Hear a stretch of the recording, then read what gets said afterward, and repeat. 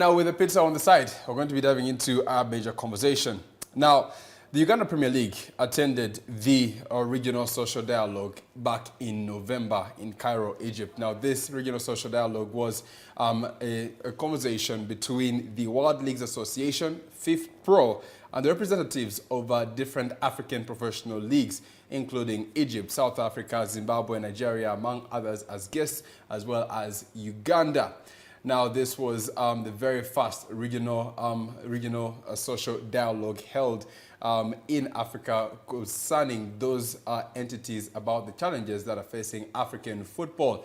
Now, after that dialogue, of course, we got to see that one of the representatives of the Uganda Premier League, which is the chief commercial officer, that is Jovin Jenkins Matovu, attended that dialogue, and it was paramount and imperative for us to get to have a conversation about that. What was discussed, and what can we learn from that particular dialogue about the challenges facing African football, and how is it going to be able to shape our football in the nation? So this morning in studio, I'm glad to be seated with Jovin Jenkins Matovu, the Chief Commercial Officer of the Uganda Premier League, to talk to us about his experience at that regional social dialogue. Good morning, Jenkins. How are you?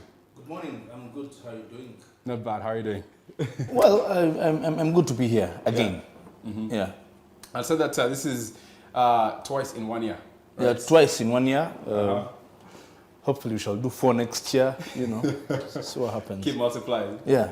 Well, it's a pleasure to always have you here, more so when we're talking about the Uganda Premier League. Last time we were talking about a lot concerning the marketing aspect of it, and this time around it's a quite interesting conversation because it's part of the World Leagues Association, and when I think about World Leagues Association, I'm thinking about leagues across, you know, the world, and globally, for Uganda to be seated amongst different members from different leagues, I think there's a lot of rich knowledge that we must have been able to pick from something like that. Yeah, most definitely. The World League Association annual general meeting that was in Cairo had over 56 top leagues.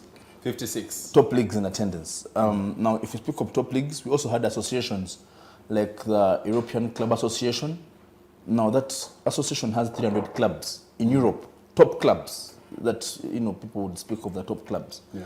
Then the actual individual club representatives. So it was for the league heads, right? Mm-hmm. But also some clubs had their representatives there. So a lot was being shared, definitely, right from, you know, player welfare, the commercial bit, the working together, the synergy, you know, benchmarking ideas, because you'd imagine how long it would take you, just even locally here, to get all the information about the 16 clubs in the UPL. It could take you like a month or even more, actual real information. But here we are in Cairo talking to the top leagues globally, all the top CEOs of the leagues, the English Premier League, La Liga, Serie A, the Canadian League, all those top leagues. And guys are there sharing what they think has worked in context of what we think can also work for our league. Now, luckily enough, for Africa, we were only 5 leagues that were there. Very interesting, because you can imagine it was in Africa, but there were only 5 leagues that were represented there.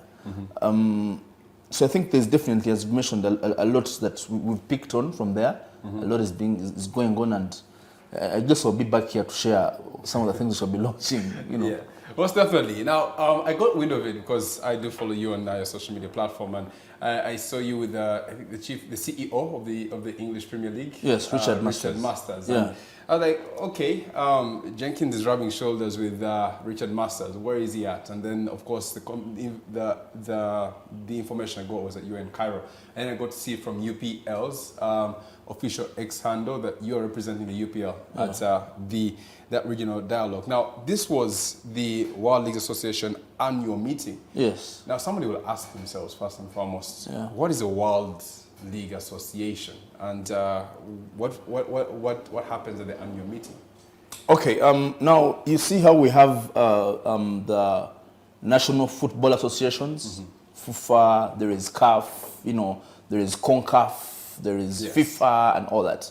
Now, the people who run the leagues, the club owners, you know, figured that they were all running everything independent of themselves. you know, Chelsea is alone, Chitara is alone, KCCA is alone, Barcelona is alone, and all that. And there are very many interests that they all share. For example, the calendar. There's an issue of the calendar where the clubs and leagues were saying, guys, look here, you're giving us this calendar to run maybe like qualifiers and all that, but then we also have our own league competitions. So you end up finding that a player has to do almost over 200 games, as in the usual qualifiers, the competitions, maybe other trophies, and then also the leagues. So they formed this association for all the leagues to come together and build a synergy. Secondly, the idea of having an association is to sell in bulk. I'll give you an example. If you look at all the big football deals that are in Europe, in Asia, they're all being bought in bulk. Bulk in the sense that, look, like Africa now, we don't have an association for all our leagues. So you see now UPL is, you're fighting as UPL, then the Ghanaian guys are fighting their own hustle, then the Nigerians. League, you have the Tanzanian league, by themselves. Yeah, everybody is on their own. But if you can imagine, if all these leagues, we had an association, right? And we can't tell maybe World Bank, right, that we need to run this campaign of, let's say, gender violence, because it's continental. Human trafficking, it's continental. Drug abuse, it's continental, right? So if association goes and represents all these clubs with a continent, because now that is big, you have continental visibility weekly, right? You negotiate a better deal than as UPL or than as a South African league.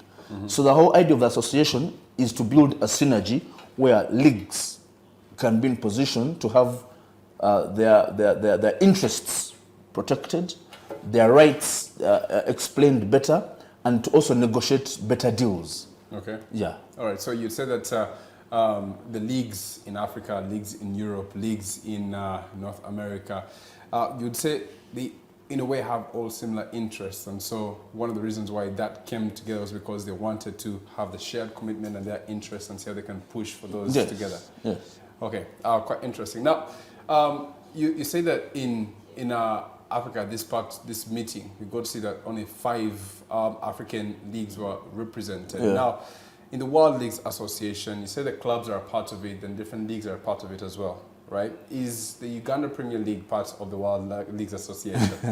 Very interesting. So maybe just to give you a background. Yeah. Before you join the World League Association, you're taken through a process of vetting your league, vetting your players, vetting your club, and all that, right? If you have a very good stellar marketing guy, he can urge you that you qualify to be in the association. Now, upon that, you are asked to come and be an observer. An observer means you're invited for the event to see what actually happens in the association. Now, basing on that, you decide whether you want to be part of or not part of. So the UPL is not yet part of that association. But it's also very costly. It's because clubs pay over $500,000 annually. Leagues. 500,000 US. Yeah, annually. That's no leagues. The leagues. That's what the leagues pay to be members there. But it's benefiting them in very many ways. Okay. In very many ways, because I'll give you an example. If you look at the player transfer draft of last year, the whole data put into one place, you will see that from maybe 2,300 transfers that were done, right? Less than 100 came from Africa, right? But if you look at that association, even the membership, less than 10% are African leagues. You get my point? Now, we're in a situation where you can't, you are supposed to, because, you have the agents, you have the players, but there are people who are supposed to push for you in your absence. If EPL, maybe like in the EPL, if Richard Masters can say that, he can tell his guys, the clubs, that, guys, look here, there's this league in Africa, in East Africa, it's called the Uganda Premier League. They have very good players. If you could all agree to at least have 2 of them, each transfer window, even if it's just into the academy, that would be nice, right? If you have that, then the same thing happens with the Liga, the same happens in Serie A. At the end of the day, you're having at least 6 players or 8 players going to top global leagues. The clubs are growing financially, the league is growing, and even the name, because if they're seeing a player like maybe Alan is playing in Baka, that gives our league a very good brand name. So the whole idea is to benchmark on the top dogs and pick a leaf and then put it into context. Okay. What they have done and how it can work for our league. That is the whole idea. Okay. Yeah. So far, how many members are parts of the World League Association? We are 56. 56 members at the moment. 56 leagues. Leagues. Yes. Part of the association. Yes. Okay. Interesting. And Uganda Premier League was there as an observer. Yeah, it was as an How many in Africa do we have at the moment, a part of the World League Association? 4. 4. Yeah.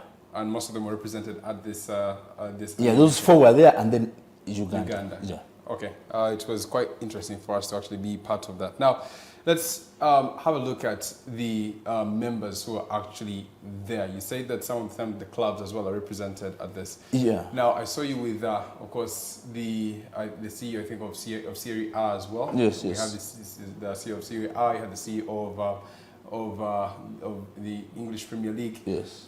Give us an idea as well of the people who were parts of this meeting that were guiding and, of course, leading the discussions at this annual meeting that you're part of. We had a number of people with different professional backgrounds that were in attendance. Even the presentations that were being made. I'll give you an example. There was a breakdown being done by there was a legal firm that does work for the association, the World League Association. So this firm was showing you that, guys, look here. In as much as you're doing transfers, these are how many people were bought this year, right?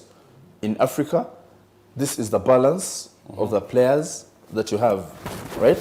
So maybe like 120 billion US dollars were transacted through player transfers. And Africa got only 800 million from that, right? So we had people like Mark Noonan for the Canadian Premier League. It's only 6 years. It's only 6 years. Yeah. And they're telling you how they're building their league to come up, to grow. We had people who are representing, like I mentioned, the European Club Association, which has other clubs. Now the question becomes, for example, now here in Uganda, if we have our clubs, all of the clubs under one roof, right? Where they can be able to negotiate for some rights, which are interesting, even in a global market. Yeah. So the people from the Saudi League, right? Yeah. Which have just hosted, I think recently, the World Football Summit. Saudi Arabia is doing very well in football. They're in attendance also, benchmarking from these guys, right? Guys from the J League in Japan, who are also there. Very old league, over 100 years. But in attendance, thinking, how better can we do this? Because there are some leagues, each league has its challenges. There are some leagues which have completely no funds in the stadia. But they have full sponsors, they have good players, and they've been trading on the European market. But they are perturbed by the fact that they don't have any funds. Then there are those leagues which have full house funds, but hardly have any sponsorships, right? Then there are those that have sponsorships. Like each challenge comes in a different way. So when you mention being in that room, everybody's asking you, because these guys are willing to share. They're like, okay, where do you come from? I am from the Uganda Premier League. Okay, how is it? How many are you? How many clubs are there? How do you play? Because, all leagues don't play like point-based. Some leagues play and then have that bit of qualifiers, playoffs, yeah. And then there's ours. And they're like, okay, how many are you? Where are you? And all that. How do you do your transfers? Are people attending the games? How are you managing that? The guys in Panama, guys from all over the world that were coming to pick and join together and share their ideas. Very, very interesting ideas. Okay. Very interesting ideas. And I think you've seen now recently, the English Premier League now has gotten back its rights for production. Yes. You've seen. So now, when you hear of things of that sort, and you're speaking to these guys directly, they explain to you why exactly they made that decision. And it also guides you, and you say, well, as UPL, we have FUFA TV here. That is a route we're also taking. So, it is good for benchmarking, and other guys that were in that room are top people who make the decisions, who I think are going to benefit our league at the end of the day. That was a very rich room and gathering in terms of the knowledge that was available at your disposal. So I think that in itself, you're rubbing shoulders with so much, and I'm really looking forward. I'm just getting an excitement that you're able to help bring what those guys have been able to get and bring it to the country. Yes. Now this was the World League Association annual meeting 2024, but this as well, we got to see that the first regional social dialogue meeting, Yeah. right, between the representatives of African professional leagues, as we talked about, and the president and general secretary of FIFPro Africa was held. It was the very first one, whereby they were discussing challenges affecting African football in particular. Yeah. Now, give us a bit of a background as to where this, the inspiration for this meeting, you'd say perhaps originated from, why they decided to have it at this moment in time, about the challenges affecting African football. Well, okay, so there we are. People are speaking leagues, top leagues, middle class leagues, and all that kind of stuff. Big sponsorships, big trade-offs. And someone proposes, Jerome is the Secretary General of the World League Association. The chairman is Richard Masters, actually, Okay. of WLA. And they say that now that we have had the conversation as the entire association, we need to break this down to get to actual pain points, right? Because the pain points of maybe like the guys in CONCACAF might be very different from the guys in Africa. So luckily, of course, as you know, the European guys had come with the association already for the clubs. Yeah. So they had their own meeting, and we're like, well, it's time for us to also talk. How many African leagues do we have here? Interesting. We're in Africa, remember. I just remember very well. We're in Africa, and we have only 5 leagues attending. But in Africa, has more than 5 leagues that are being played. So we sit and begin, the discussion begins. Like, what is happening? What is the problem? What isn't running? And so people are sharing, their experiences, their challenges, some the transfers, some are saying the players are not paid well, because it's very important. This is an entire ecosystem. And that's the beauty of that WLA. The discussions are around the entire ecosystem, from production to the players, to the product, to the infrastructure, to the clubs themselves, to the club owners, to the league itself, to the rights. All those things are being discussed pace by pace, bit by bit, right? And if you look at it now, the players are going to have no representation of themselves, because a very interesting concept was being discussed there. The idea of the players knowing that actually you have your rights even beyond the game, right? Yeah. But who sells those rights for you? Does the club still own your rights even outside the game? Right? Or does the league own those rights? All those discussions are being had. So when we had the African version, and then the European guys had their discussion, the Asian guys, and then we came together, and people were asking, okay, so who has a bigger problem? Interestingly, we didn't have the bigger problem. The European guys had the bigger problem, because for them, the Asians and the Americans are now poaching with money into the sport. Yeah. So they now can't keep the good talent. And for us, because the only problem we have as maybe like African leagues, it's just money, purely. The love is there, the passion is there, the funds are there, the talent is there, the young people, we have them. You get, the media is there. Those other leagues don't get this kind of media where, you're invited and you discuss. The lines are drawn. Even politically, that lines are drawn. Like, Trump is for the side, that kind of thing. What we only need for us as African is the sponsorships, which we are going to get through these partnerships that we're doing, and player transfers. All right, so interestingly, you wanted to come down to the pain points about some of the challenges facing, of course, the members, and you decided that, okay, let's talk about Africa, and you zeroed down on that, and that incentivized, of course, and inspired the first regional meeting between the FIFPro and then all that. Okay, quite interesting. Now, we're going to have to go for a quick commercial break. However, when we come back after this, you have said that Africa's major problem is sponsorship. But I also was able to come down to a number of other key things that perhaps might have been were talked about. I'd like to get to see what the outcomes of those discussions were and how we'll be able to bring them to the Uganda Premier League and see how we can solve some of those problems. So we'll go for a quick commercial break. When we return, we still have Jovin Jenkins Matovu, the Chief Commercial Officer at Uganda Premier League, taking us through his experience at this World Leagues